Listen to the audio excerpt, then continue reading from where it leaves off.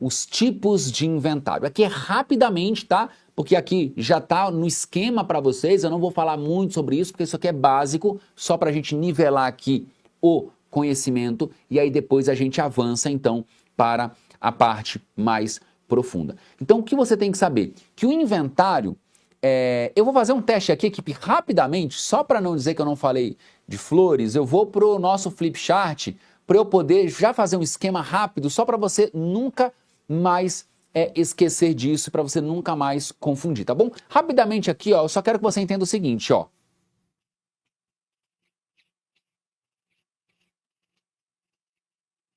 Inventário. Nós sabemos que o inventário pode ser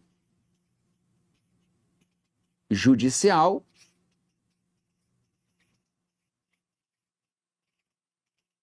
e extrajudicial. Então, beleza, inventário judicial e extrajudicial. O extrajudicial, você vai para a resolução 35 de 2007 do CNJ, tá? Com as alterações promovidas pela resolução 571 de 2024. E o inventário judicial, aqui que você tem que entender. O inventário judicial, ele tem 3 procedimentos possíveis. 3. Então, ele pode ser aqui, ó, inventário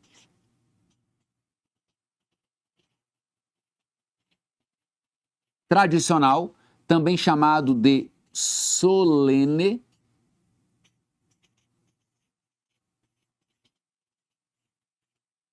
arrolamento comum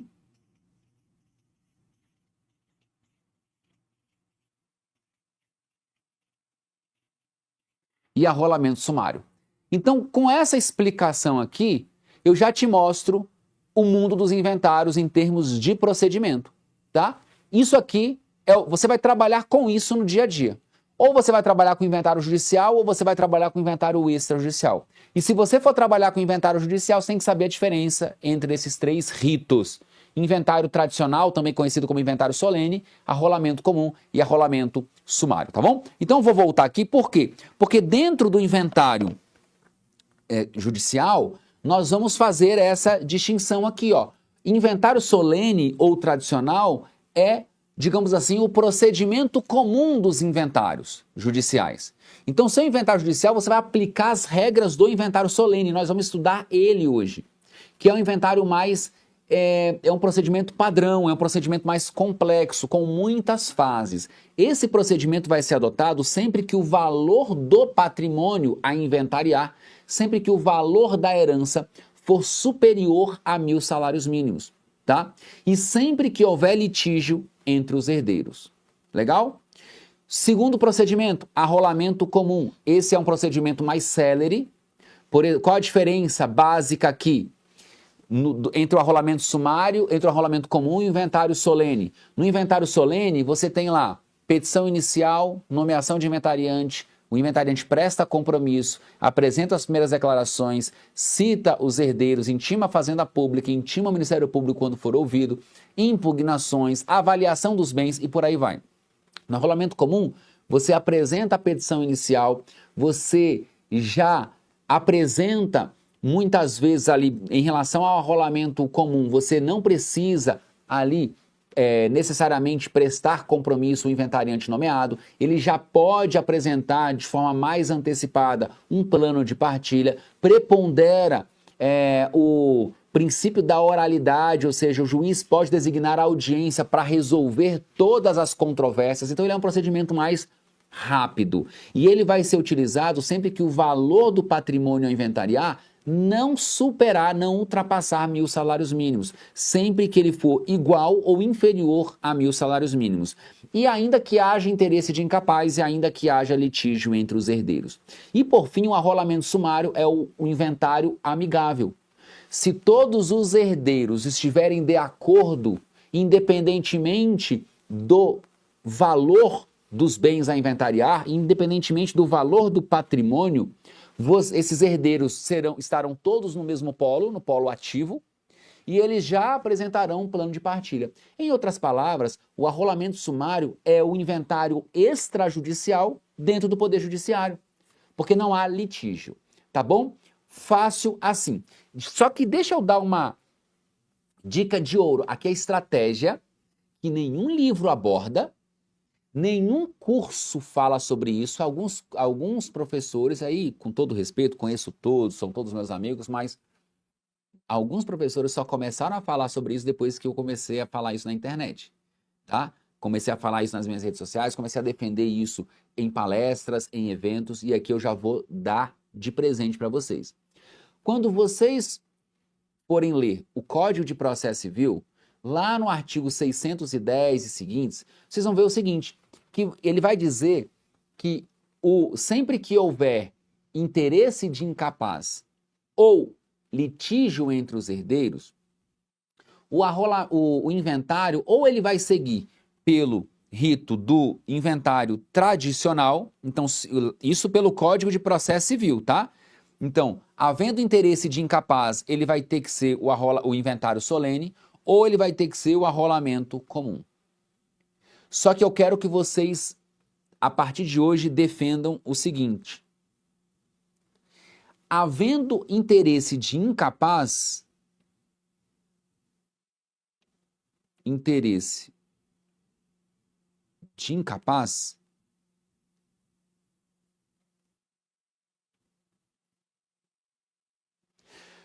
se não houver litígio entre os herdeiros, vocês vão tentar o arrolamento sumário.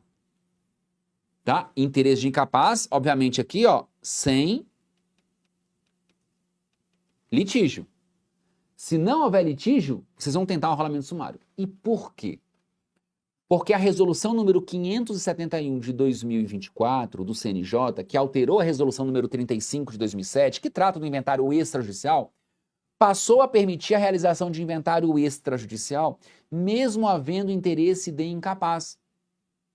E no inventário extrajudicial não tem a figura do juiz. Então, o que disse o CNJ? Olha, se todas as partes estiverem de acordo e for preservado o quinhão do incapaz em cada um dos bens da herança, o inventário pode ser feito de forma extrajudicial, desde que o Ministério Público seja ouvido. Ora, se eu posso fazer inventário extrajudicial fora do Poder Judiciário, mesmo envolvendo o herdeiro incapaz, por que eu não posso fazer um arrolamento sumário dentro do Poder Judiciário, obviamente, havendo interesse de incapaz? Eu vou transportar as regras do inventário extrajudicial para o inventário judicial e vou dizer, juiz, veja, se eu posso fazer o inventário com incapaz fora do Poder Judiciário, com muito mais razão eu vou poder fazer dentro do Poder Judiciário, porque além do MP eu ainda tem o senhor juiz aqui que vai analisar tudo e vai homologar o plano de partilha. Então, essa é a primeira dica de ouro para vocês. Professor, mas por que eu faria o arrolamento sumário se eu posso fazer o inventário extrajudicial? Porque às vezes os emolumentos do cartório no seu estado, pode ser que os emolumentos sejam muito altos, caros, e os herdeiros não queiram pagar por eles. Pode ser que você consiga a gratuidade de justiça, por exemplo, considerando o valor do patrimônio do espólio, e aí haja um herdeiro incapaz, e o que você vai fazer? Você vai construir essa fundamentação, tá bom? Você vai construir essa fundamentação, tá bom? Resolução número 35 de 2007 e resolução número 571 de 2024 do CNJ. Legal? Então vamos seguir aqui. Primeira dica aqui de ouro para vocês. Poucas pessoas falam sobre isso. Eu quero que vocês, então, tenham isso em mente, porque isso muda completamente o jogo. A grande maioria faz o quê? Havendo herdeiro incapaz, abre o inventário e segue o procedimento do inventário solene, que é muito mais demorado. O que o especialista faz? Ele cria tese. Então o especialista vai fazer o quê? Ele vai interpretar e vai dizer, juiz, arrolamento sumário mesmo envolvendo interesse de incapaz, porque a resolução 35 já passou a admitir, então não faz sentido o Poder Judiciário não admitir. Olha a velocidade que você ganha no seu inventário. Tá legal? Show de bola? Beleza, beleza. Vamos seguir aqui então. Esse é o procedimento, esse é o fluxograma do inventário tradicional, do inventário solene. Então a nossa aula vai passar por esse procedimento. E aí, por que eu faço todo esse esquema, esse organograma aqui e compartilho isso aqui? Por que eu estou mostrando isso para vocês? Por uma razão muito simples. Isso aqui vai ser o seu instrumento de trabalho a partir de agora. Se você sempre ficou perdido, ou se você está perdido no inventário, ou se você tem uma certa insegurança por não saber a próxima etapa do seu inventário, seu problema acabou. Você vai ter isso aqui no seu computador, esse meu slide, e você vai se basear por esse procedimento no seu inventário, tá? Então, nós vamos passar por esse procedimento, só que dentro desse procedimento aqui, nós temos 5 grandes fases. 5 grandes fases. E eu vou falar hoje sobre essas 5 grandes fases, que são, na verdade, 5 grandes pilares. Nós vamos falar sobre a petição inicial e primeiras declarações. Nós vamos falar sobre as impugnações. Nós vamos falar sobre as avaliações. A avaliação é muito importante. Nós vamos falar sobre as últimas declarações. Nós vamos falar sobre as grandes etapas do inventário. E na aula de amanhã nós vamos falar sobre a 5ª grande etapa, que é o pagamento do ITCMD e a partilha. Então hoje eu vou mostrar da etapa 1 à etapa 4. E amanhã nós vamos, que é a aula mais importante, o fechamento, né? Partilha, reforma tributária no ITCMD. Então, para você entender qualquer inventário, você precisa entender essa estrutura. Esses são os grandes momentos de todo o inventário. Petição inicial e primeiras declarações, como a primeira grande etapa, a etapa de abertura, de início do inventário. Depois, impugnação por parte dos herdeiros. Estamos pensando em inventário litigioso. Você entendendo a estrutura do inventário litigioso, você domina qualquer outro tipo de inventário. Depois, avaliação dos bens, últimas declarações, ITCMD e partilha. Aqui você domina o passo a passo dos inventários. Tá legal? Muito bem. Vamos começar então com a petição inicial. Primeira coisa que nós temos que entender, primeira coisa que você precisa entender aqui. Amigas e amigos, não se preocupem no momento de protocolar uma petição inicial de abertura de inventário judicial. Não precisa se preocupar, ninguém aqui tem que se preocupar com a relação de todo o patrimônio, com a relação das dívidas. Não precisa se preocupar com isso, com litígio entre os herdeiros. A petição inicial de qualquer ação de inventário tem por objetivo, sobretudo no inventário tradicional, tem por objetivo apenas cravar a abertura do inventário. O objetivo é só noticiar ao juiz que uma pessoa morreu, que ela morreu no local tal, na data tal, que aquela pessoa deixou cônjuge, deixou herdeiros, que aquela pessoa eventualmente não deixou testamento, ou se tiver deixado o testamento, já houve ação para cumprimento do testamento, e só. E claro, colocar o valor da causa e requerer a nomeação do inventariante. Serve só para isso. É uma petição muito simples, 2 páginas no máximo. Tá? Então, o que deve conter nessa petição inicial de abertura do inventário? O que deve conter aqui? Eu já trago para vocês e vou mostrar um modelo de petição inicial. Ó, comunicar o óbito ao juiz, obviamente. Você vai ter que indicar que uma pessoa morreu, quem é essa pessoa. Você deve requerer ao juiz a abertura, portanto, do inventário, a instauração do procedimento, a nomeação do inventariante e o valor da causa. É claro que aqui também você já vai indicar, o ideal é que você já relacione quem são os herdeiros e se há cônjuge ou não sobrevivente, ou companheiro. Então essa é uma petição muito simples. E quais são os documentos necessários para essa primeira petição? Não precisa se preocupar com certidões de matrícula de imóvel, certidões negativas de dívidas ou positivas, não precisa se preocupar com isso. Esses outros documentos, essas outras informações ficarão por conta das primeiras declarações. Então, basicamente aqui, ó, documentos pessoais da parte autora, a procuração para o advogado, você vai provar a legitimidade da parte autora, ou seja, ela era casada com o falecido, certidão de casamento, é filha do falecido, você vai demonstrar essa legitimidade ativa. Certidão de óbito e aí certidão comprobatória de ausência de testamento. Professor, E se o falecido deixou o testamento? Primeiro, onde eu busco essa certidão? Site do Sensec, www.sensec.org.br. Professor, e se a pessoa deixou o testamento? E se o falecido deixou o testamento? Vou te falar daqui a pouco. Olha como é que fica a petição inicial. Olha que simples. Já fica no slide para você como modelo para você utilizar nos seus inventários. Aula mais prática do que essa você não vai encontrar, porque é a aula de quem vive a advocacia de inventários todo santo dia. Eu vivo isso todo santo dia. Já vivia como juiz de direito e vivo hoje como advogado especialista na área de inventários, com um escritório focado na área de inventários. Então, olha como é que é a estrutura da nossa petição inicial de inventários. Endereçamento para o juízo sucessório, nome da parte autora, você vai dizer lá qual é a ação, inventário judicial. Professor, posso colocar inventário judicial pelo rito solene? Pode, não tem problema. É técnico também dessa forma, fica técnico. Inventário dos bens deixados por falecido. Aí você já divide em tópicos, ó, quem é o de cujos, quando ele morreu, onde ele morreu, se tem cônjuge ou companheiro sobrevivente, qual o regime de bens, quem são os herdeiros, se deixou o testamento ou não. Se não deixou o testamento, já tem que vir com a certidão negativa de testamento. Se deixou o testamento, certidão positiva de testamento, sentença e certidão de trânsito em julgado da ação de abertura e registro de testamento. Daqui a pouco falo sobre isso, não se preocupe.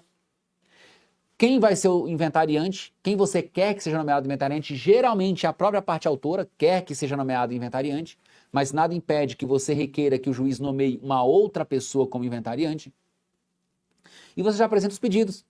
Abertura do inventário judicial dos bens deixados por falecido, por fulano de tal, a nomeação da parte autora fulano de tal como inventariante, a expedição do competente termo de inventariança, porque ela vai prestar compromisso e ali vai ter o termo de inventariança, ela presta compromisso e depois começa a contar o prazo para ela apresentar as primeiras declarações. Professor, então eu apresentei a petição inicial. Qual é o próximo passo? O juiz vai receber a sua petição inicial. Se estiver tudo certo com a sua petição inicial, os requisitos observados, o juiz vai nomear o inventariante e aí esse inventariante terá o prazo de 5 dias para prestar o compromisso legal. É um termo expedido pela Secretaria do Juízo e aí tem lá um termo de bem fielmente cumprir ali o cargo e as obrigações e as responsabilidades do cargo e a partir daquele momento começa a contar um prazo de 20 dias para você apresentar as primeiras declarações. Mas aí eu chamo a atenção para alguns pontos, questões práticas, tá? Selecionei aqui 5 questões práticas importantes que todo advogado especialista precisa conhecer. A primeira delas é, e se houver testamento? Se houver testamento, significa dizer que você foi ao site do Sensec, pesquisou pelo nome e dados da pessoa falecida e veio a informação de que ela deixou um testamento, tá? Então, ou seja, você sabe que ela deixou o testamento. Nesse caso, você vai ter que ajuizar uma ação de abertura e registro de testamento. Então, primeiro o que você tem que fazer? Você já pode abrir o inventário? Não. Então, primeiro você ajuiza essa ação. É uma ação necessária. Você tem que ajuizar essa ação. Aí depois você vai fazer o quê? E qual é o objetivo dessa ação? Aferir apenas aspectos formais do inventário. Não cabe ao juiz analisar se o falecido foi coagido, se o falecido agiu com erro, se alguém praticou alguma fraude. Não. O juiz vai analisar os aspectos formais. Esse testamento ele é existente? Tem as formalidades foram observadas? Foram. Então o juiz já vai aqui nessa ação determinar o cumprimento do testamento. Se você não concorda com o testamento, você advoga para outro herdeiro, não queira travar aqui. Não queira criar grandes discussões aqui. Porque você vai atrasar ainda mais o inventário. Então deixe o inventário, deixa o juiz homologar, o inventário vai ser aberto e aí você pode ajuizar uma ação declaratória de nulidade de testamento, se for o caso. Não trave o seu inventário aqui nessa ação, se não há nenhum vício quanto aos aspectos formais, tá?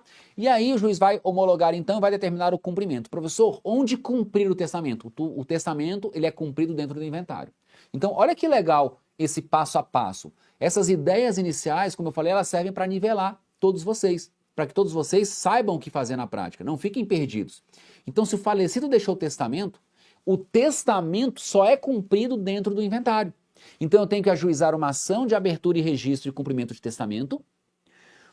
O juiz vai olhar aquele testamento, se ele entender que todas as formalidades foram observadas, ele vai determinar o cumprimento. Aí você abre o inventário. Legal? Legal. Se houve algum vício de consentimento, alguma outra questão intrínseca em relação ao testamento, você pode ajuizar uma ação autônoma. Você também não vai discutir dentro do inventário. Você não vai no inventário impugnar e falar, olha, o falecido foi coagido a fazer o testamento. Não trave o seu inventário por isso.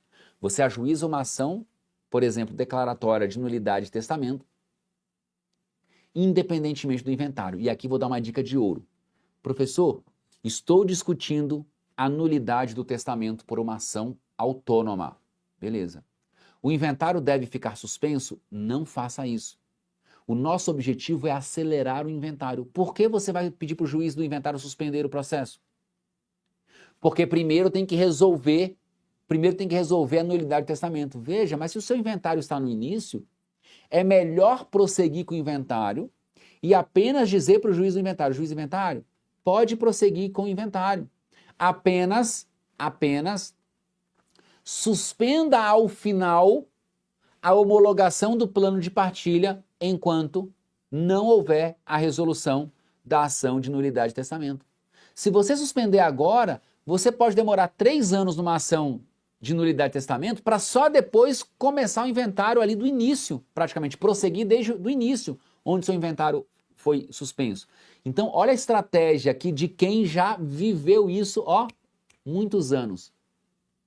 Isso é estratégia processual. Você vai discutir a nulidade? Discuta. Mas diga para o juiz, eu estou discutindo a nulidade do testamento, mas pode seguir com o inventário. Não haverá nenhum prejuízo. Aquele herdeiro testamentário, ele pode participar desse inventário. Não tem problema para evitar nulidade futura. Apenas não homologue o plano de partilha lá no final, enquanto não houver a resolução da ação de nulidade. Olha como a sua atuação passa a ser mais técnica e, sobretudo, mais estratégica. Próximo ponto. Quem deve pagar as custas do inventário? Espólio. Não caia na armadilha. Muitos juízes, infelizmente, por falta de conhecimento, aqui entre a gente, falta de conhecimento, quer impor o recolhimento ao herdeiro. Juiz, as custas são pagas pelo espólio, não pelo herdeiro. Então, você não vai cair nessa armadilha. Se o juiz impuser isso, você vai agravar a decisão. Qual o recurso cabível no inventário judicial? Agravo de instrumento contra qualquer decisão interlocutória, qualquer uma. Nós não vamos observar o rol do artigo 1015 do CPC. O parágrafo único do 1015 vai dizer que no inventário qualquer decisão interlocutória está sujeita ao agravo de instrumento. Beleza?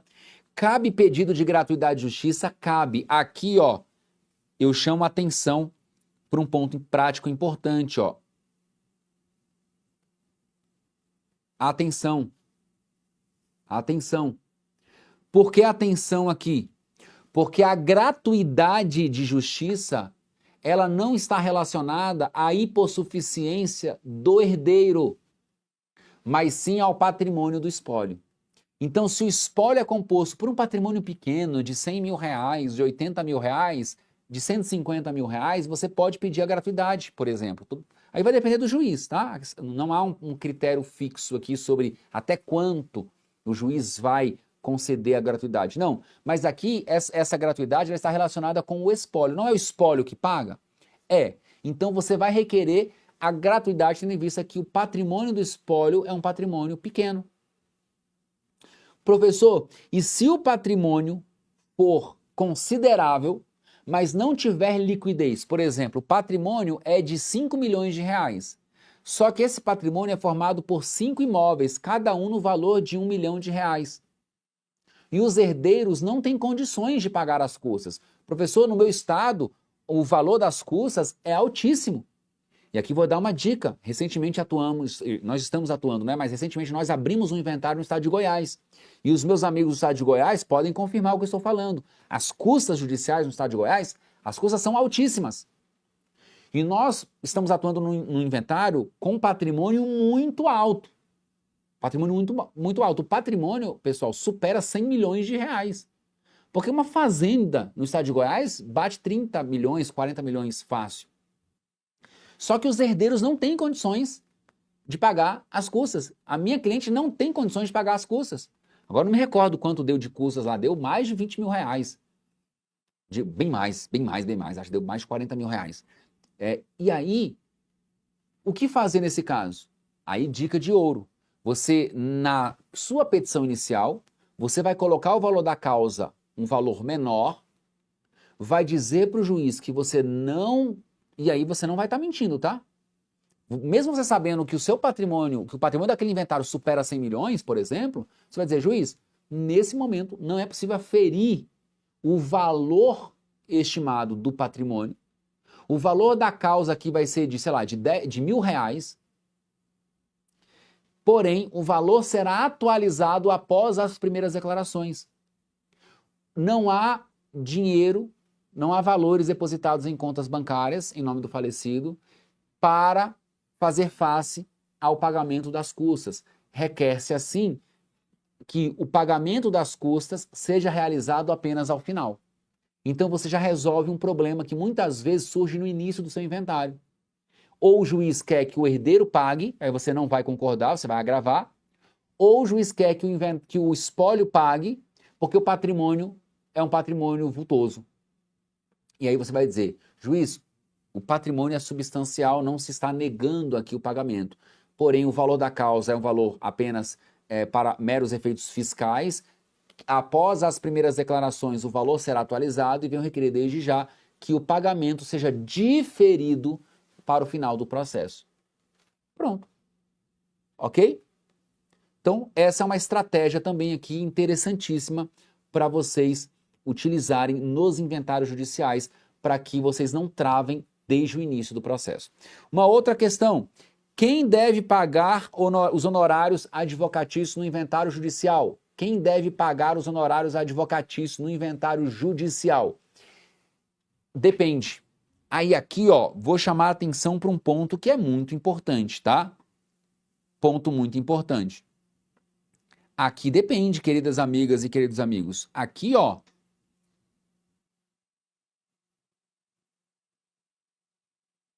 se houver litígio e houver mais de um advogado defendendo interesses de mais de um herdeiro, ou seja, cada herdeiro tem o seu próprio advogado. Quem paga aqui os honorários advocatícios? O próprio herdeiro. Agora, se for um inventário aqui, ó, amigável, e o que é um inventário amigável? O arrolamento sumário, vocês já sabem. Quem vai pagar os honorários aqui? O espólio, tá? Então, se há mais de um advogado no inventário, aqui cada advogado vai pagar, cada herdeiro, se tiver mais de um advogado, cada herdeiro vai pagar os honorários contratuais do seu respectivo advogado. Se for inventário amigável, aí a responsabilidade pelo pagamento dos honorários é do espólio, tá bom? Então, e aí olha que dica maravilhosa agora, tá? 2 dicas de ouro. Tô falando que a aula de hoje, eu tô revelando todos os segredos aqui para vocês. Olha só, 2 coisas. Quando você for fazer o seu contrato de honorários, não considere sucumbência. Você pode pensar, vou cobrar um valor X para entrar, vou cobrar mais um percentual sobre o quinhão o valor do meu quinhão, o valor do quinhão do meu cliente, e vou dar um desconto aqui porque ainda tem a sucumbência. Querida amiga, querido amigo, não existe sucumbência em inventário. Não existe uma sentença de procedência ou improcedência. Não há sucumbência, então esqueça isso. Não considere isso na hora da precificação. Considere 2 coisas. O trabalho que você vai precisar realizar e o patrimônio que você vai colocar no bolso do seu cliente. O trabalho que você vai realizar vai gerar os seus honorários iniciais, a título de prolabore. Prolabore inicial. Você vai cobrar 20 mil, vai cobrar 30 mil, vai cobrar 40 mil. vai cobrar 15, 10, dependendo do inventário, para começar. Isso te dá fluxo de caixa, estrutura o seu escritório. Você trabalha melhor. E você vai cobrar um percentual sobre o valor atualizado dos bens que vão ficar com o seu cliente. Valor atualizado, coloque isso no seu contrato. E aí a dica é, quanto maior o patrimônio que o seu cliente vai ficar, pelo menos a estimativa que você tem, menor o percentual. Quanto menor o patrimônio estimado aqui, maior o seu percentual. Então, por exemplo, inventário ali, 10 milhões para o seu cliente. Você pode cobrar, por exemplo, 6%, 7%. Veja. Quem quer ganhar aqui 600 mil reais em um único inventário? 700 mil reais de honorários em um único inventário. Aí eu lembro da aluna que me perguntou, professor, quantos processos eu preciso ter para mudar de vida? Eu falei, você precisa ter um processo. Um único processo pode mudar a sua vida. E a área de inventários permite isso. Você pode cobrar 4%, 3%, 5%, depende do caso. Então, atenção para esses dois pontos, tá?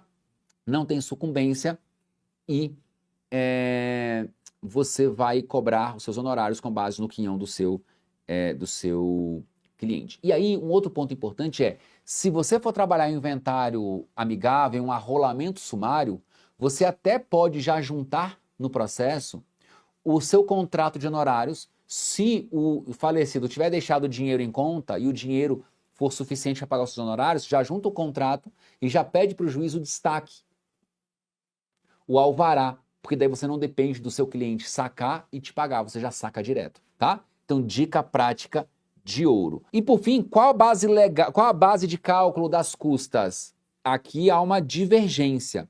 Essa base de cálculo, eu considero todo o patrimônio ou eu excluo a ameação? Há quem entenda que deve ser excluída a ameação, porque a ameação não é herança, é direito próprio do cônjuge, e há quem entenda que a ameação deve ser considerada.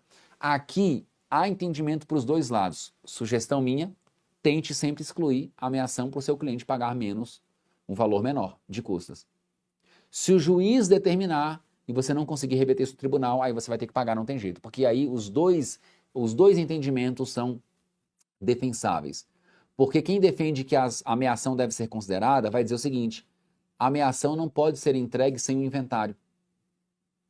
Então, o procedimento ele é necessário para que o juiz possa partilhar os bens e, inclusive, entregar a ameação. Logo, houve a prestação do serviço por parte do Estado, né, do judiciário. Então, eu considero todo o patrimônio. E há quem entenda que não, como ameação de direito próprio, o inventário tem a ver com a herança, não deve ser considerada a ameação, o valor da ameação para fins de determinação do valor da causa e, consequentemente, das custas. Tá legal? Então, aí é entendimento mesmo. E aí eu já dei a minha dica para vocês e aí vejam ali se vocês conseguem passar pelo valor excluindo a ameação. E aí, passamos então para as primeiras declarações. E agora, o que tem que conter nas primeiras declarações? Aqui, rapidamente, tá? Para a gente adiantar, rapidamente aqui, toda a estrutura da dinâmica familiar e da dinâmica do patrimônio. Quem é o falecido, data e local da morte, se deixou ou não testamento, você já vai ter juntado a certidão, quem é o cônjuge ou companheiro, regime de bens, quem são os herdeiros, detalhamento do patrimônio com valor estimado, se ele deixou dívidas e as providências ali finais. E quais são essas providências finais? Você vai requerer a citação dos demais herdeiros, a intimação do Ministério Público quando ele precisar intervir, quando ele intervier, quando houver, obviamente, interesse de incapaz. Intimação da Fazenda Pública é obrigatória a intimação. E aí, eu já dou uma dica para vocês. Você já pode, como advogado do inventariante, se você for apresentar as primeiras declarações, você já pode ali requerer a consulta a sistemas, como, por exemplo, o Sisbajude, para saber contas bancárias, as contas bancárias deixadas pelo falecido, e Renajude para saber eventuais veículos deixados pelo falecido. E ainda pode requerer até, eventualmente, a expedição de ofícios a instituições financeiras, a órgãos, para saber, eventualmente, créditos, aplicações financeiras. Porque, por exemplo, se você descobre que o falecido deixou contas bancárias no Itaú e no Bradesco, muitas vezes você sabe qual o valor depositado, mas você não sabe, por exemplo, investimentos. Será que ele não tem dinheiro ali no Tesouro Direto? Será que ele não fez um investimento no Tesouro Direto pelo Banco Itaú? Será que ele não tem um CDB, algum tipo de aplicação? Então, expedir ofício pode ser interessante também, já na partida aqui nas primeiras declarações, para você ter a máxima noção possível e dimensão desse patrimônio deixado pelo falecido. E aí nós temos alguns documentos e nós temos aqui, ó, eu organizei, aqui eu vou pedir para a equipe colocar a tela inteira para ficar melhor, alguns documentos. Aí é só uma parte, tá, pessoal, da documentação. Esse é o checklist que eu tenho e eu disponibilizo para os meus alunos. Vamos trabalhar com a IAJUR? Vamos fazer uma petição de primeiras declarações? Como é que ficaria aqui, ó? Estudo de caso, tá? Chegou esse caso aqui para mim então, e aqui, claro, as informações bem reduzidas e nomes fictícios. Eu quero uma petição inicial não, eu quero uma petição de primeiras declarações. Então, olha só, eu vou fazer a seguinte pergunta aqui, a seguinte solicitação para a inteligência artificial, para IAJUR. Por favor, elabore uma petição de primeiras declarações para ser apresentada no inventário. As informações são as seguintes. Aí eu vou colocar os dados do processo. Quem é o falecido, que é o João da Silva, cônjuge sobrevivente, regime de bens, testamento, coloquei o falecido não deixou testamento, herdeiros legítimos necessários, ele deixou 2 filhos, Antônio Mendes e Silvia Mendes. Eu vou relacionar o patrimônio e vou dizer que ele não deixou dívidas, tá? Então, eu vou aqui copiar então aqui essas informações. Cadê aqui, ó? Aqui está. Então, eu vou copiar aqui essas informações. Eu já até coloquei aqui, ó, para vocês, porque daí eu já mostro uma petição completa. Fica mais fácil, né? Eu já mostro a petição completa aqui para vocês. Eu vou copiar o caso. Vou dar um Ctrl C aqui. Muito bem. E agora nós vamos para IAJUR. E aqui, ó, eu vou colocar petição de inventário. Olha só, vou colocar aqui a petição de inventário. Vou colocar a petição de inventário, tá aqui. E eu vou colar aqui, então, o nosso caso. Vou colar aqui o nosso caso, tá? Muito bem. Colei aqui o nosso caso, ó. Nosso caso está colado aqui. Por favor, elabore uma petição de primeiras declarações completa para ser apresentada. Aí ela disse aqui, ó, primeiro, antes de eu colocar, eu preciso dessas informações, sou assistente jurídico especializado em sucessões, para elaborar sua petição inicial, quero essas informações. Aí eu já coloco aqui, ó, eu quero uma petição de primeiras declarações completa e coloquei todas as informações necessárias, tá? E eu vou dar o OK. E aqui eu sempre chamo a atenção à seguinte situação. Ó, inteligência artificial, como eu falei, não substitui os advogados. Agora, os advogados que não sabem utilizar, eles vão ficar para trás. E essa é uma inteligência que eu comprei, desenvolvi, paguei uma empresa para fazer para o meu escritório de advocacia. Nós já estamos utilizando essa inteligência. E por que eu estou mostrando isso? Para mostrar para vocês que ela acelera as nossas petições. Ela não vai substituir o seu conhecimento. Ela vai acelerar a produção. Olha só, já respondeu. E eu coloquei a minha OAB e ela ainda colocou a minha OAB aqui, ó. Então ela vai acelerar, E amanhã eu vou falar como muitos de vocês vão ter acesso a essa minha IA, tá bom? Olha só a petição completa, ó. Segue modelo completo organizado de petição de primeiras declarações. Excelentíssimo senhor doutor juiz, eu falei que a petição deve ser apresentada pelo inventariante, que é o Antônio Mendes.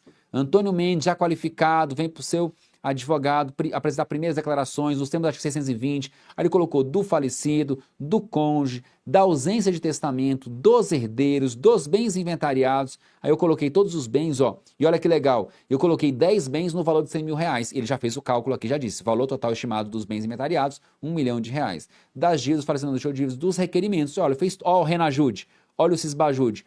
Tudo que eu pedi. Citação dos demais herdeiros, etc, etc. E tudo que eu solicitei. A inteligência, ela acaba acelerando. Veja, quantas horas a gente não demoraria aqui para fazer uma petição dessa de primeiras declarações? Isso nos leva, a gente ficaria ali algumas horas fazendo. Então você organiza e você vai ter mais tempo para quê? Para prospectar novos clientes, para você tratar o seu escritório como um verdadeiro negócio. Nós vimos então o quê? Primeira etapa da apresentação ali da petição inicial, depois o quê? Primeiras declarações. Após a apresentação das primeiras declarações, o juiz vai citar os herdeiros para que eles possam apresentar eventuais impugnações, tá? E o que você tem que entender sobre essas impugnações? Aqui eu chamo a atenção para o artigo 627 do Código de Processo Civil, que é um dispositivo da máxima importância. Equipe, coloca o dispositivo na tela para eu ler com os meus alunos. Olha o que diz o 627 do CPC. Concluídas as citações, abrir-se à vista as partes em cartório pelo prazo comum de 15 dias, para que se manifestem sobre as primeiras declarações, incumbindo as partes, ou seja, o que os demais herdeiros podem impugnar. Que tipo de matéria pode ser levantada, suscitada nas impugnações? Erros, omissões e sonegação de bens. O herdeiro pode reclamar contra a nomeação do inventariante. Ele pode, por exemplo, não concordar com a nomeação do inventariante. E o herdeiro pode contestar a qualidade de alguém que foi incluído na condição de herdeiro. Ah, fulano foi colocado como herdeiro, como filho socioafetivo, ele não é filho socioafetivo coisíssima nenhuma.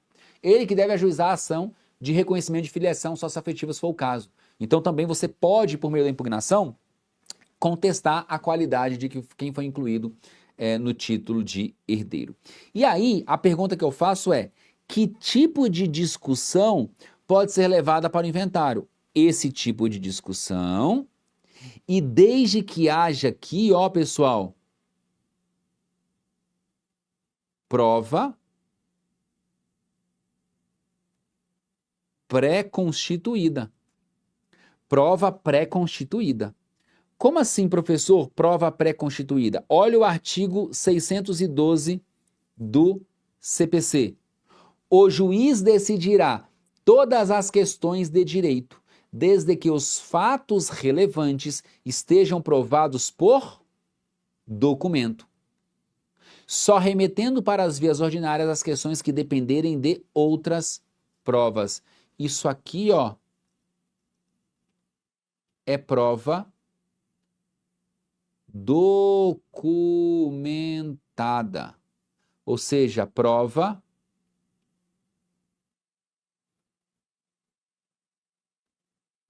pré-constituída. Comigo aqui. Claro? Então, se você tiver alguma questão que dependa de uma dilação probatória, esqueça. Não discuta isso no seu inventário, porque você vai atrasar o seu inventário. Amigas e amigos, é por isso que muitos inventários atrasam no Brasil, queridos.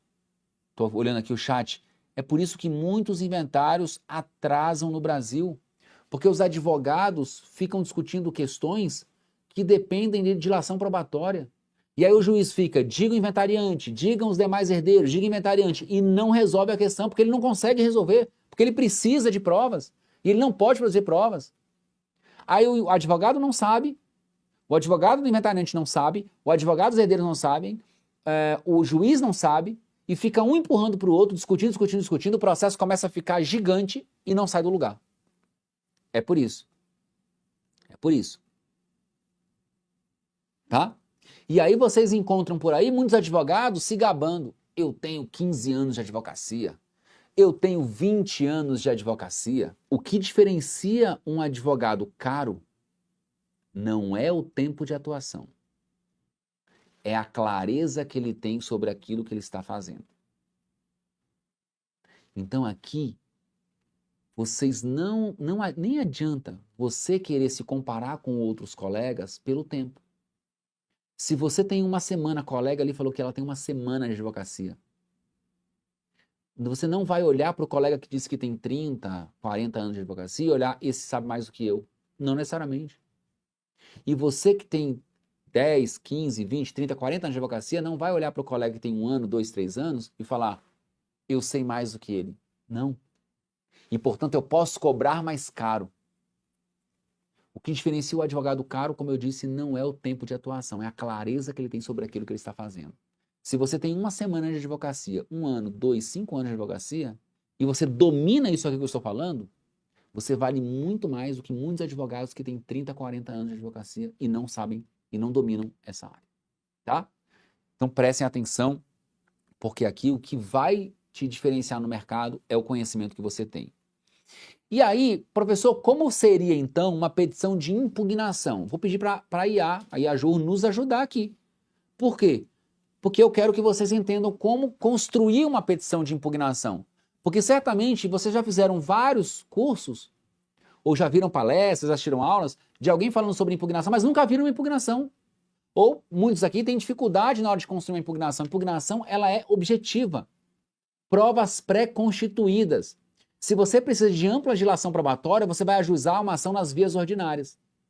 Então, olha só, vou pedir aqui para a IA. IA, por favor, IAJUR, elabore uma petição de impugnação às primeiras declarações, considerando os seguintes fatos.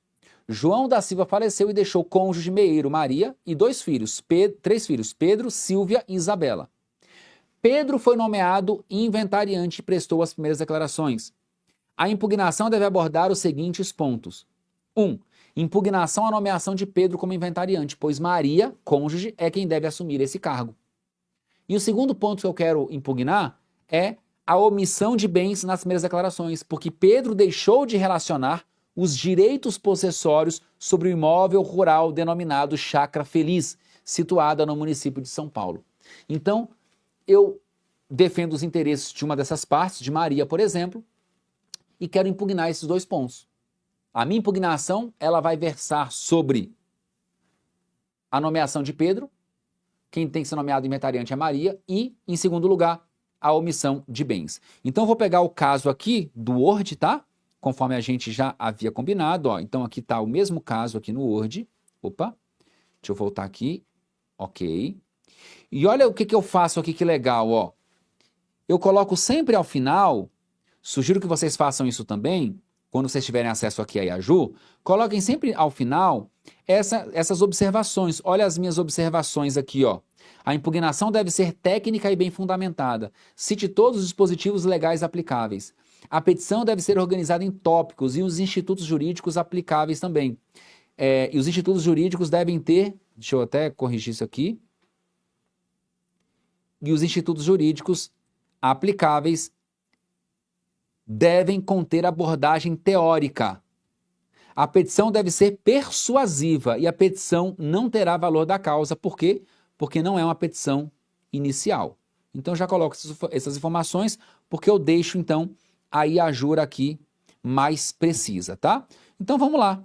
Vamos construir essa nossa petição. Vou abrir uma nova conversa, vou colocar aqui, ó, manifestação processual e vou colar aqui as informações que eu quero que ela utilize para construir a petição. Então, qual é o objetivo dessa nossa petição? Impugnar. Então, aqui nós estamos advogando para quem? Estamos advogando para uma das partes, tá bom? Estamos advogando para uma das partes.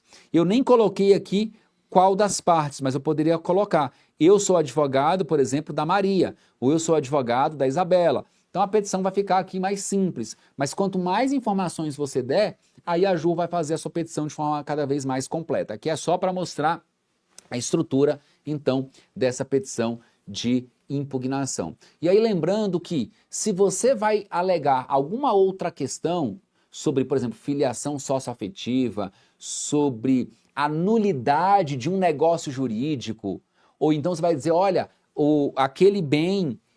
tem um bem que está em bem imóvel que está em nome do herdeiro, na verdade era do falecido, isso aí é tudo por ação própria, por causa até das presunções. Olha que petição incrível. Olha só, eu pedi para ela dividir em tópicos, certo? Certo. Aqui ele não colocou fulano de tal, vem para o seu advogado, por quê? Porque eu não dei as informações, eu não falei a pessoa que está sendo representada por mim, mas ali colocou endereçamento, tal, até colocou ali impugnante a Maria, mas você vai apresentar ali todas as informações. Vamos para o que interessa. Dos fatos, ela já resumiu os fatos, daí ela já começa aqui, ó, ordem legal de nomeação do inventariante. Citou os dispositivos para falar que Maria deve ser nomeada inventariante.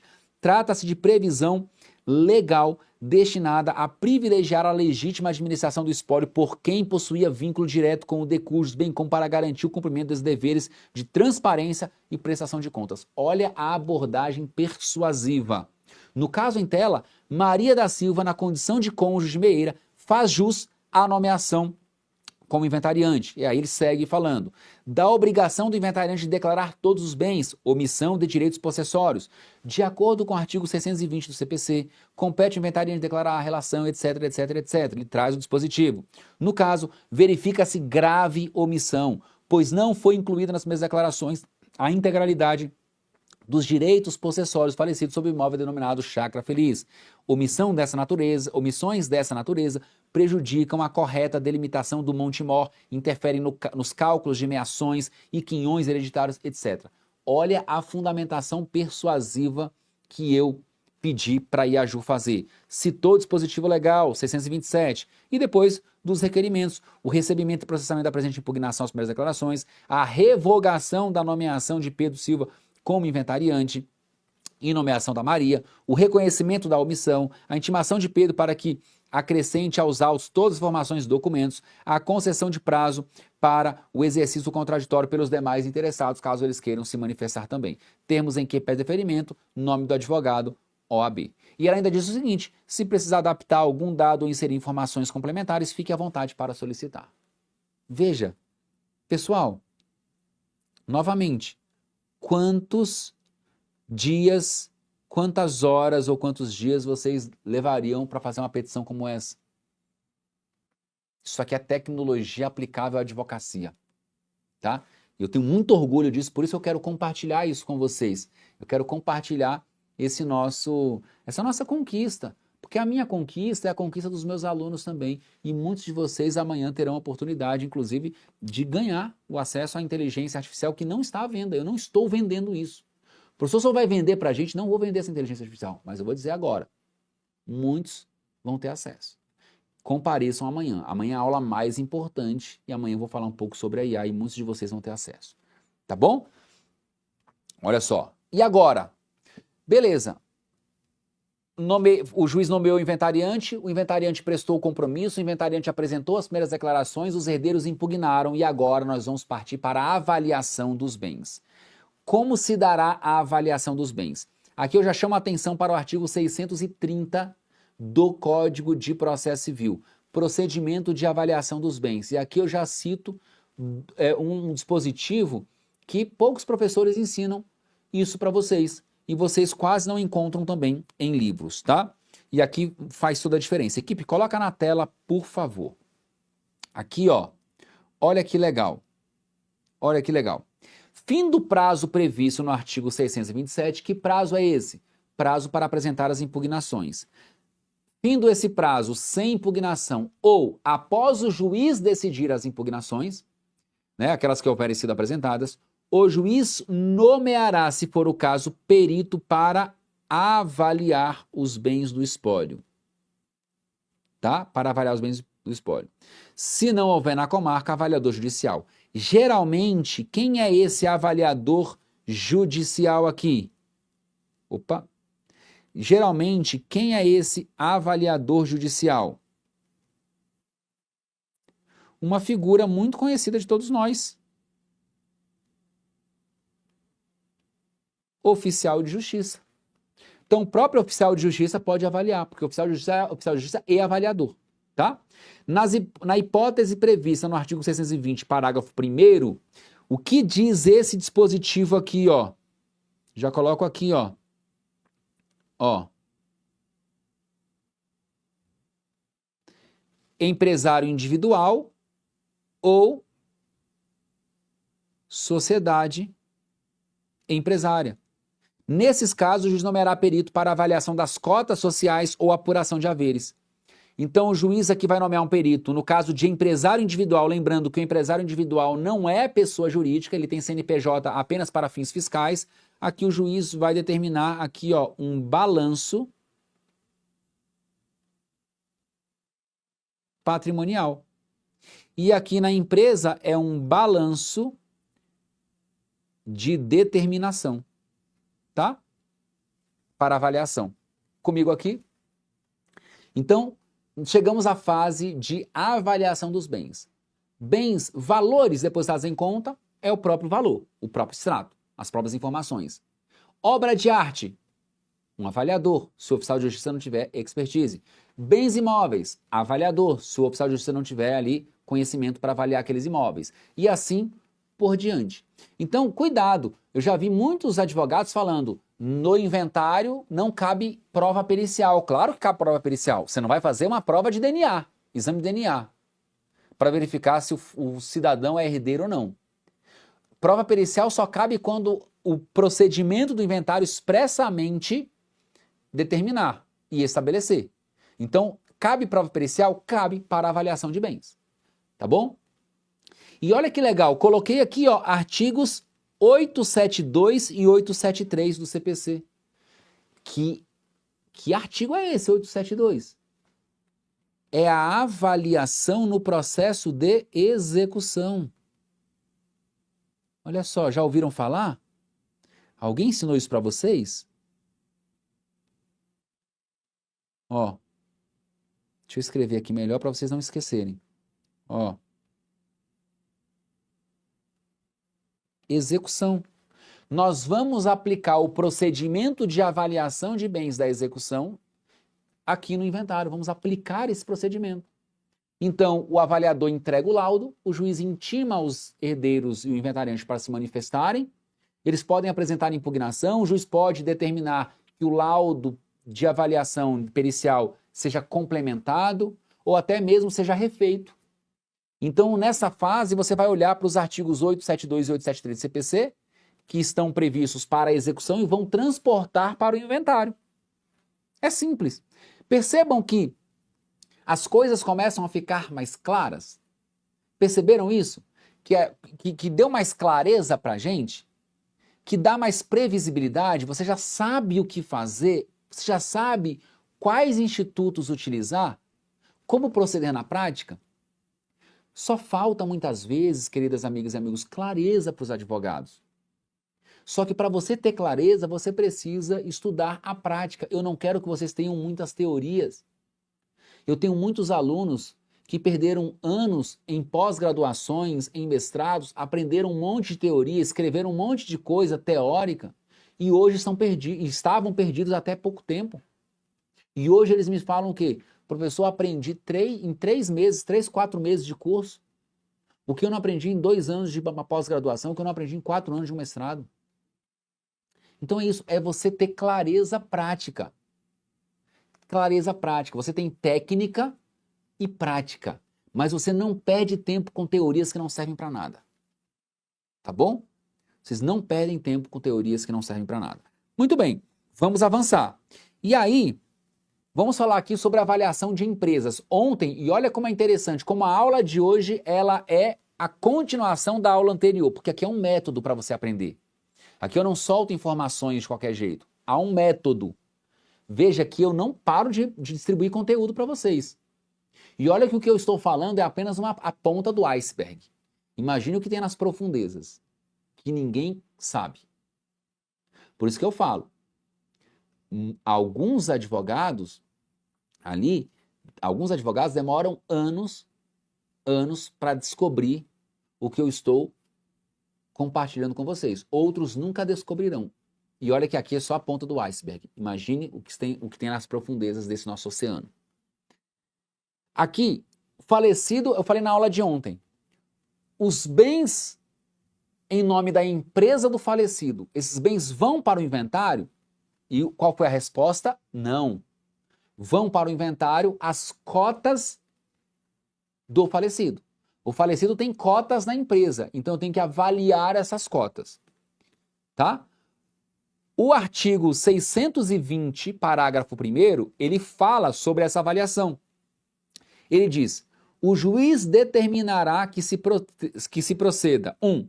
Ao balanço do estabelecimento, se o autor da herança era empresário individual, lembrando, empresário individual não é empresa, tem CNPJ para fins meramente fiscais, tributários, mas não se trata de sociedade, tá?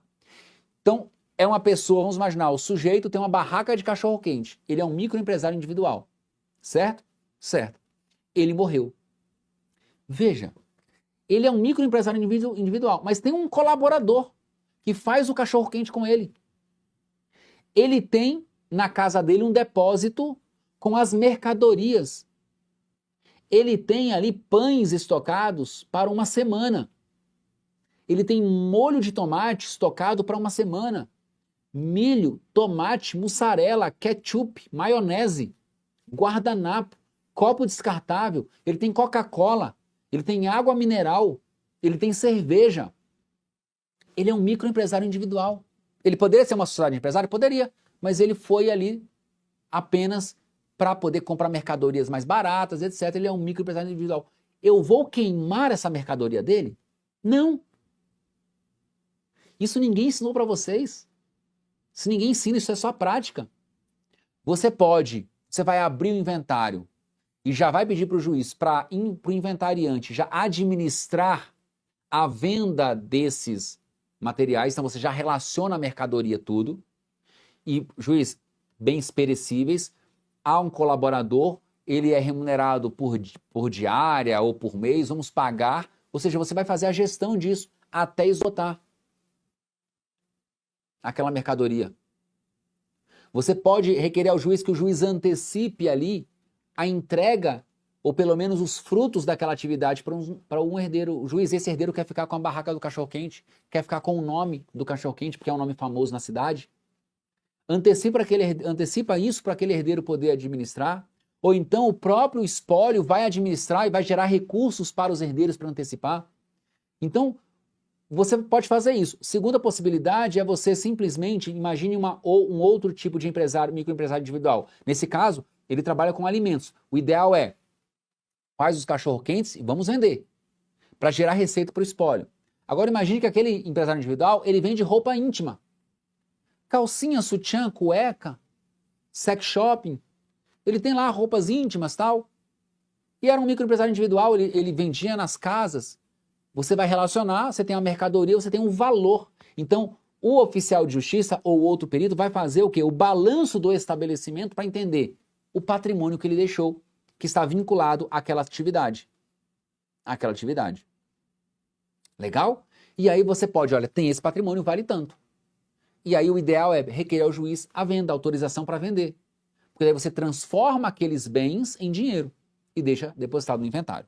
E se for cotas de uma sociedade empresária, inciso 2 do parágrafo 1º, a apuração de haveres. A forma de apuração de haveres se dará por balanço de determinação, que é uma forma contábil, tá? Aí o contador, um perito contábil, vai poder fazer esse balanço de determinação, que tem critérios contábeis próprios para se chegar ao valor daquelas cotas. Beleza?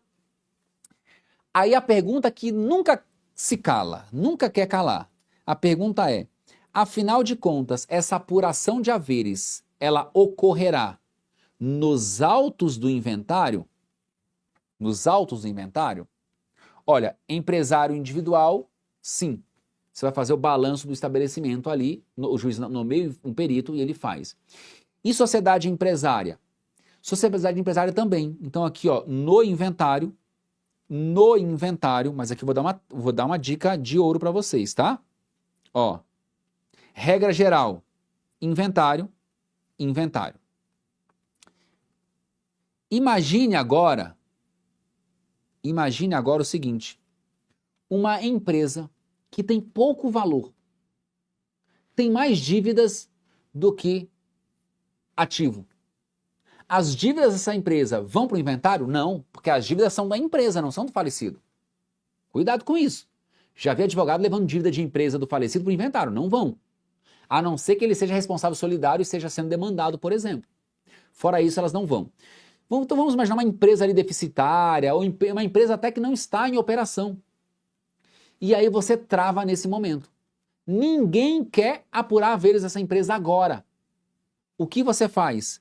Nesse caso, você exclui essa empresa do inventário, para o seu inventário destravar. Vai dizer para o juiz, e quando eu digo excluir a empresa, é excluir as cotas. Juiz, venho requerer a exclusão das cotas, e olha como você vai fundamentar, venho requerer a exclusão das cotas do inventário, para que os herdeiros possam promover a apuração de haveres nas vias ordinárias. E onde fica isso? Artigos 599 e seguintes do CPC, ação de apuração de haveres. E depois de fazer a apuração de haveres nas vias ordinárias, nós vamos promover a sobrepartilha. Sobrepartilha. Beleza? Então é uma técnica para você excluir as cotas do inventário para o seu inventário seguir. Show? Beleza. Mas essa apuração, ela pode ocorrer dentro do inventário? Pode. Ela pode, tá? Pergunta a você, apurou ali o valor das cotas, eu vou partilhar as cotas. O herdeiro que ficar com essas cotas, ele vai se tornar sócio da empresa? Resposta, não necessariamente. Então você tem que saber o seguinte, o herdeiro pode ingressar na sociedade? Aí eu pergunto, o que diz o contrato social? O contrato social permite? Se ele permitir, o herdeiro pode.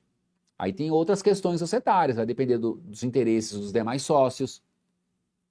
Pode ser que a sociedade não queira aquele herdeiro. Ela vai dizer o seguinte, as cotas que você herdou, elas valem 300 mil reais, a sociedade vai pagar. Então ela paga o valor das cotas.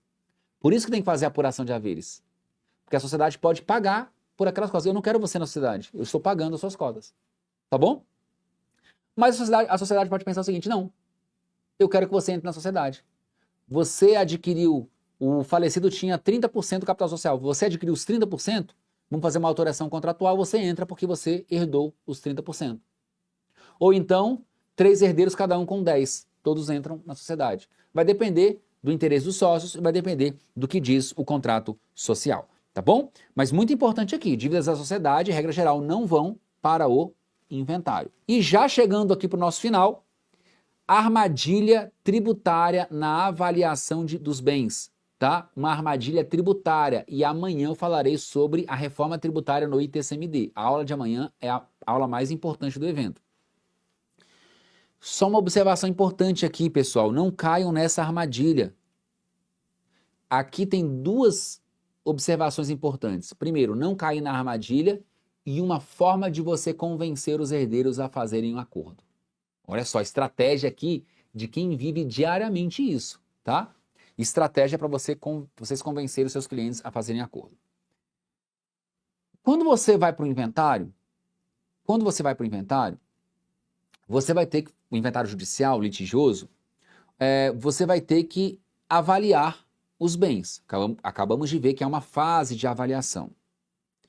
Só que muitas vezes você tem 2 valores completamente diferentes. O valor da avaliação feita pelo perito e o valor da Cefaz para fins de TCMD. Olha o que diz a Lei 3.804 de 2006, aqui do Distrito Federal, do DF. Várias leis estaduais, Brasil afora, têm previsão parecida. Olha o que diz aqui o artigo 7º. A base de cálculo do imposto do ITCMD é, nas transmissões causa-mortes, o valor do patrimônio transmitido, assim entendido, a soma do valor dos títulos e dos créditos, acrescida do valor venal dos bens móveis, imóveis e direitos a eles relativos deixados, deduzidas as dívidas contraídas pelo decujus. A lei do ITCMD do DF prevê o abatimento das dívidas. Parágrafo 4º, que é o que nos interessa aqui na aula de hoje. Parágrafo 4º. Para efeito de cálculo do imposto, prevalecerá o valor declarado pelo sujeito passivo. Quem é o sujeito passivo da obrigação tributária?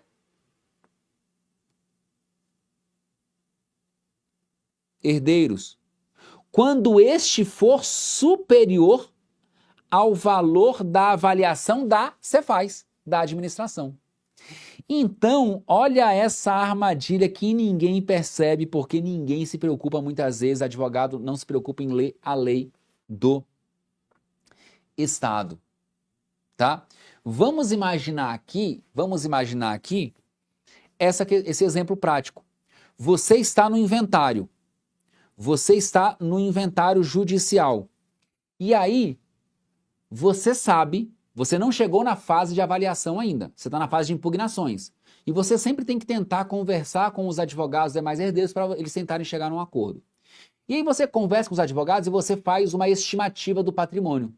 E qual é a estimativa do patrimônio? Patrimônio, ou seja, qual é o valor real do patrimônio? É o que eu estou colocando imóvel, tá? Vamos imaginar um imóvel no inventário. O valor real desse imóvel, valor de mercado, 10 milhões. Só que se você fizer uma simulação no site da Cefaz, para fins de TCMD, a Cefaz calcula esse imóvel por 6 milhões. Tudo depende, obviamente, do Estado. Se você segue para a avaliação dos bens, o que significa dizer? Que se você considerar o valor, vamos considerar aqui uma alíquota do ITCMD de 5%, a alíquota de 5%, 10 milhões é igual a quê? 500 mil reais de ITCMD. Só de ITCMD nesse inventário, 10 milhões, tá? 500 mil. Só que se você pagar com base no que a Cefaz declara, eu tenho aqui a Cefaz, o valor venal para fins de TCMD aqui da Cefaz, nesse meu exemplo, é de 6 milhões. Então, se o valor é de 6 milhões, eu estou falando o quê? De uma alíquota de 5%, eu tenho aqui, ó, 300 mil reais de ITCMD.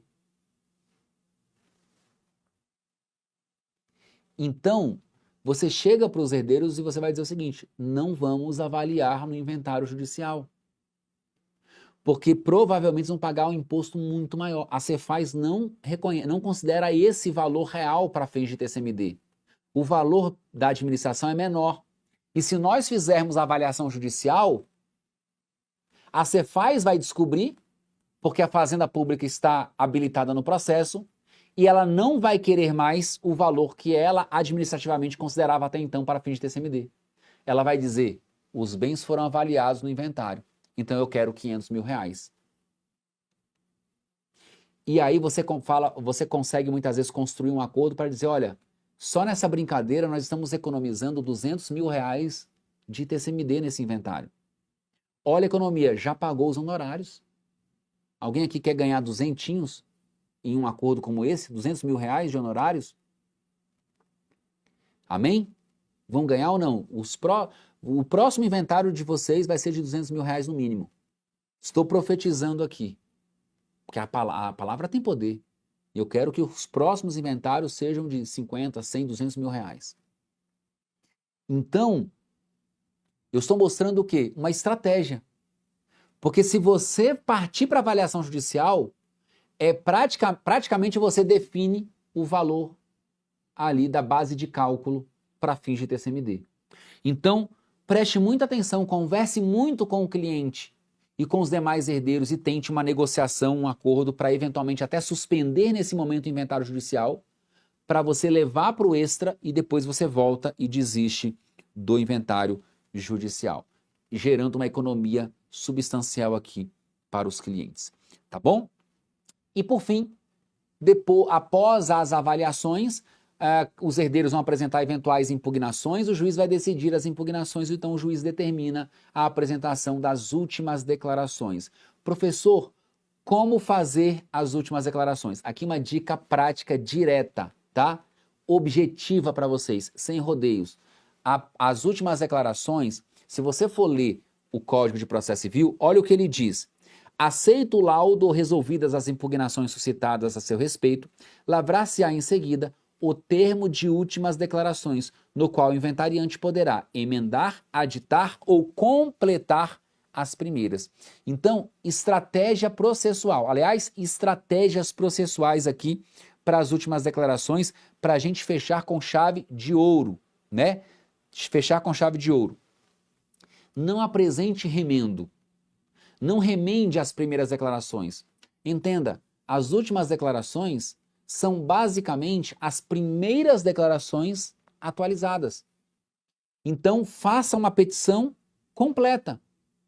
Só que ao invés de você chamar de primeiras declarações atualizadas, você vai chamar de últimas declarações. é o estado final do espólio.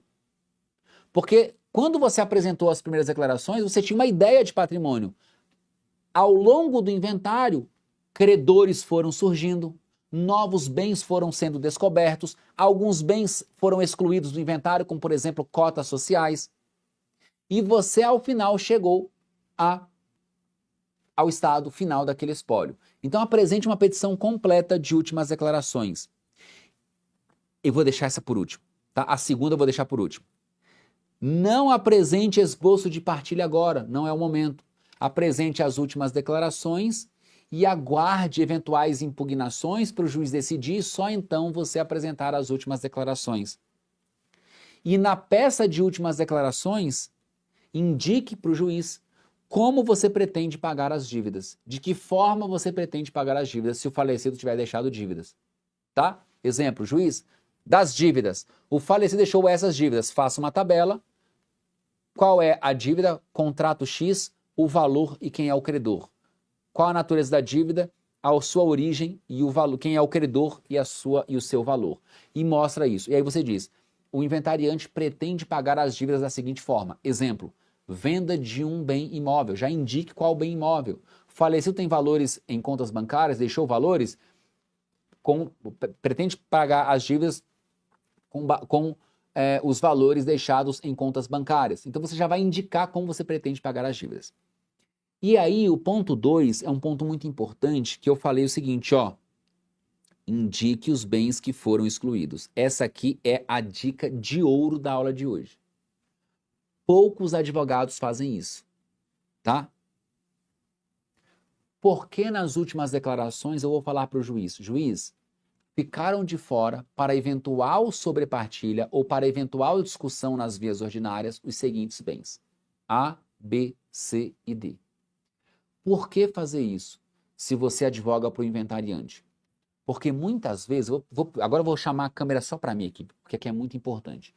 Porque muitas vezes, preste muita atenção, muitas vezes os herdeiros fazem um acordo informal. Acordo informal. Ah, esses bens, vamos tentar excluir esses bens, inventariante? A gente resolve, a gente faz um acordo aqui e depois, se for o caso, a gente leva para a sobrepartilha. Vamos fazer isso? Assim a gente não discute no inventário tramita mais rápido, a gente partilha o que tem para partilhar e a gente discute isso por fora e depois, se for o caso, a gente faz uma sobrepartilha. Inclusive, eu estimulo os meus alunos a fazerem isso, a usarem essa técnica como técnica de aceleração de inventário. Inclusive lá no curso eu tenho uma aula só sobre como acelerar o inventário. E muitas vezes os herdeiros fazem isso. Olha a armadilha aqui. Herdeiro mal intencionado e advogado sem ética. Tá? Imagine esse acordo. E aí todo mundo concordou. Você, na ingenuidade, então, fala, não, ok, vamos excluir e tal, e aí você apresenta as últimas declarações. Muitas vezes, esse acordo ele é feito no início do inventário, antes das primeiras declarações. E aí, obviamente, você na ingenuidade e de forma de boa fé, apresenta as primeiras declarações e diz apenas assim, genericamente, eventuais bens descobertos no futuro serão levados à sobrepartilha. Beleza. Sugestão, indique os bens. E aí nas últimas declarações você vai dizer, ficaram para eventual sobrepartilha os seguintes bens. Bem A, bem B, beleza. Por que fazer isso? Porque se você não fizer, você corre o risco de apresentar as últimas declarações. E aí diz a lei, diz o Código de Processo Civil, que nas últimas declarações, quando o inventariante apresenta as últimas declarações e deixa de levar um bem para o inventário, isso gera sonegação, configura sonegação. E é nesse momento, quando ele apresenta as últimas declarações, esse momento crava a sonegação de bens.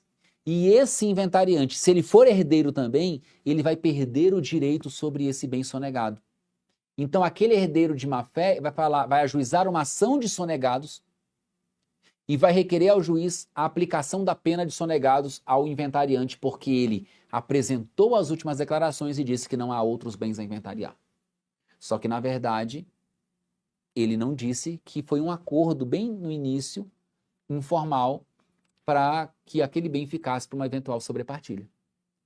Olha como você precisa saber pisar em campo minado no inventário. Se você pega um advogado que é bom tecnicamente e não tem ética, como nós falamos lá no interior da Bahia, né, na minha cidadezinha lá de Barreiras, você se lasca. Você vai se lascar. E aí você tem que tomar cuidado. Então, advogados do inventariante informem ao juiz os bens que ficaram de fora, tá? Se você tem essa relação. E aí, por fim, após as últimas declarações, você vai pagar as dívidas. Vai pagar as dívidas deixadas pelo falecido. Não confunda dívidas do decujus com dívidas dos herdeiros. Você não paga no inventário dívidas dos herdeiros. Você só paga no inventário dívidas do decujus. E como pagar dívidas do decujus? Por iniciativa do próprio inventariante ou dos herdeiros, você vai indicar para o juiz nas últimas declarações quem são os credores e qual é o valor, e você paga dentro do inventário, vai diminuir o valor do espólio, obviamente você vai utilizar recurso do espólio para pagar, diminuiu, inclusive você economizou na tributação, falarei sobre isso amanhã. Ou é possível que o inventariante e os herdeiros não informem ao juiz essas dívidas e o próprio credor requeira a sua habilitação de crédito. Tá? Habilitação de crédito. Procedimento previsto no artigo 642. Tá? Beleza. Observação importante. Observação importante. Vamos imaginar que você não seja advogado do inventariante nem dos herdeiros. Você é advogado do credor. O credor tem uma execução contra o falecido morreu. Você vai requerer na sua execução a sucessão do falecido executado pelo seu espólio. Você pode penhorar diretamente os bens deixados pelo falecido? Pode. Se você é credor do falecido, tá? Você pode penhorar os bens em nome do falecido. Não tem problema. Agora, se você é credor do herdeiro, você não pode penhorar bens. Você vai requerer na sua execução, a penhora no rosto dos autos do inventário. Então há uma distinção aqui. Dívidas do falecido você pode pagar dentro do inventário, por iniciativa do inventariante ou dos herdeiros ou por habilitação de crédito do credor, sem prejuízo de o próprio credor na execução requerer a penhora dos próprios bens. Se a dívida é do herdeiro, aí lá na execução você vai requerer a penhora no rosto dos autos. Para penhorar o quê? O quinhão daquele herdeiro. Esse é o objetivo. Tá? E depois que você efetuar o pagamento das dívidas, o que você vai fazer? Você vai calcular o ITCMD, apresentar o plano de partilha, pagar o ITCMD e vai obter a homologação judicial. Mas tudo isso aqui, eu falei que esse é o maior evento aberto à advocacia sobre inventários na prática do Brasil. Quem acreditou, se inscreveu e veio. Quem não acreditou, perdeu a maior oportunidade da vida. Isso aqui fica para a aula de amanhã, é o conteúdo da aula de amanhã, tá?